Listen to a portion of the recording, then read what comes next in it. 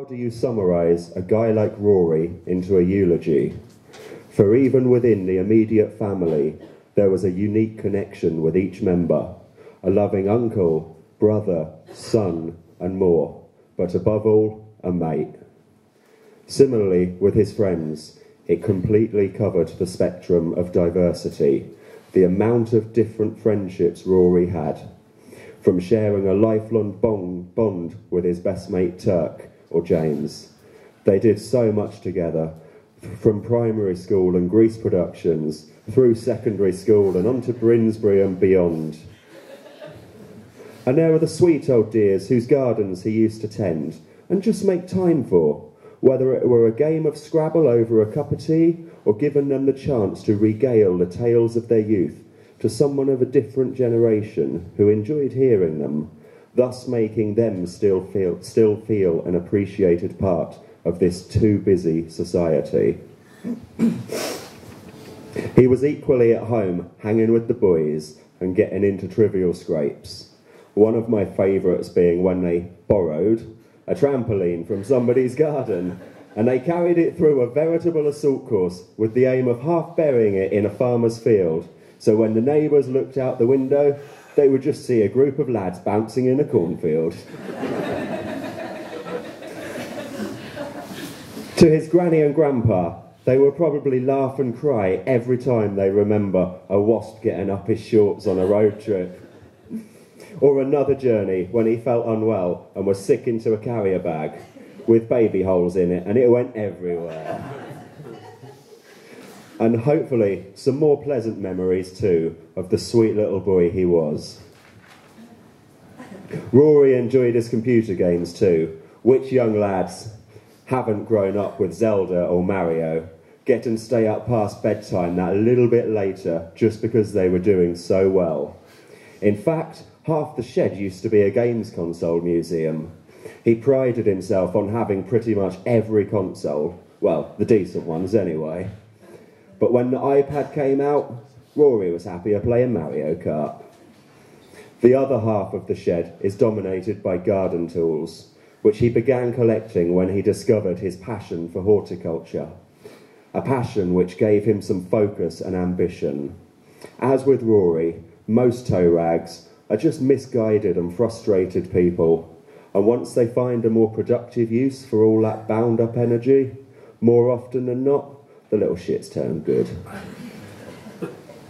His love of horticulture and the great outdoors was clear to all. Many people's abiding memories of Rory would be of the pleasant, smiley lad who would always make time for a chat, and you could guarantee you would laugh at least once during that chat, in his wellies or going past on whatever contraption he was then using. Rory would often take himself off on a long walk just to see if he could find something amazing, hiding in plain sight. Most memorably for me, the stunning bee orchid.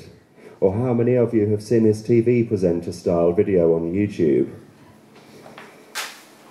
Every time he spoke about Brinsbury, his eyes beamed wide. It was not quite the same story when you mentioned Chichester Boys High. You have to love what you do, though, and with the work and tasks he was given at Brinsbury, he thrived and developed a real thirst for knowledge on all things horticultural. One of his lecturers has spoken to me since and spoke of the mutual respect Rory had from his other classmates. If they were being loud and unruly and disrupting Rory's learning, he would give the reprimand and was probably able to use more threat than the lecturers in doing so. He also felt more than comfortable to go into other classrooms, not on his course, but covering something that he was interested in, even arranging to meet a group of mature students to lead them on an expedition through woodlands, delighting in telling them all about the mushrooms and other bits they found along the way. It was his application in his quest for knowledge that saw him compete in finals for Young Horticulturist of the Year. It also led to him being awarded the Duncton Trophy upon graduation from Brinsbury College. It was also his gardening knowledge and willingness to lend a hand on whatever projects needed it that made him such a lovable legend around Tangmere. You could point to any flora in a garden and he would tell you all he knew about it, how to tend to it, and even its name in Latin, another of his endearing quirks. The former Tangmere village Bobby, along with her condolences, told us how Rory used to turn up to where she was holding the youth's community service programmes and went to help them out, even though he wasn't under court order to be there. He still got into his own fair share of trouble, even after his calling to gardening. I remember a few late-night phone calls to help him out a bit. They generally occurred after a good night out. Beer is great for bravado, and Rory was never short of that to begin with. Once he and the boys were out, the world better beware, because a party was going to happen, and Rory loved to party. He got kicked out of Thursday's nightclub for being drunk and disorderly, but he was sober, just dancing like a mong and letting loose. He danced how he wanted, he wore what he wanted to, or anything you would dare or bet him to wear, whether it's shorts when it's freezing or pink for a good cause. There was no path for his course.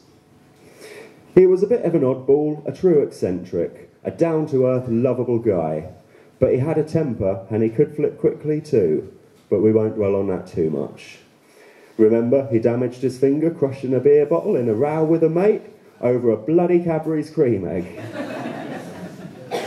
It never got him down though, and he got it chopped off in the end. And every time he would first meet a mate of mine, he would have the stumpy bit pressed to his nostril. It looked like he had his whole finger up his nose. Or he might go and poke it into the ring of somebody's donut while smiling. Many people met him through his passion for skating.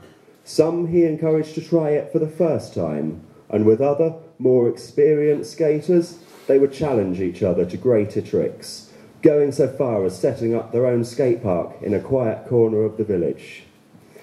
Rory also made many online friends through playing Scrabble. He generally had to play online because everyone else got bored of losing to him. Again, his Latin and flora knowledge helped him to reach pretty high scores, along with his love of 2 or 3 letter words in an optimum space on the board. In the later stages of his life, Rory became more consciously aware of what society or humankind should hold as a responsibility to the earth he cared so much for. And, sadly, he became more consciously aware of exactly what damage humans have done, continue to do, and greedily, schemingly plan to do to this fragile planet we call home. Most patterns seem to persist through nature. Rory seemed like he could take all life had to throw at him. The same presumption goes that the earth will be okay, despite our recent impacts on it since the industrial age began. Just because something seems tough, it does not mean that it is also not delicate and fragile.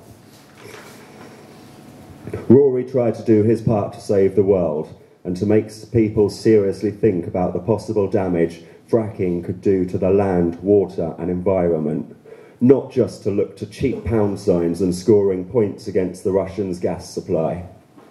How many of you drove along the A27 a while back and saw Rory's handmade anti-fracking banner? It was a real labour of love.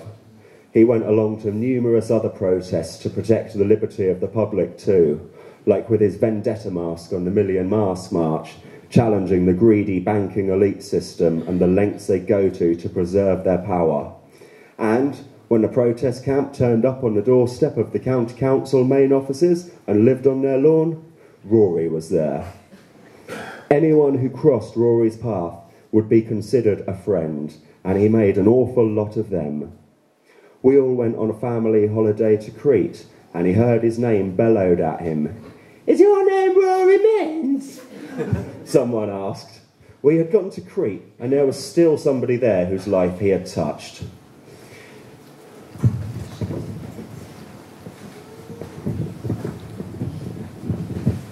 His reach now extends into space, and a star bears his name as his light shines on.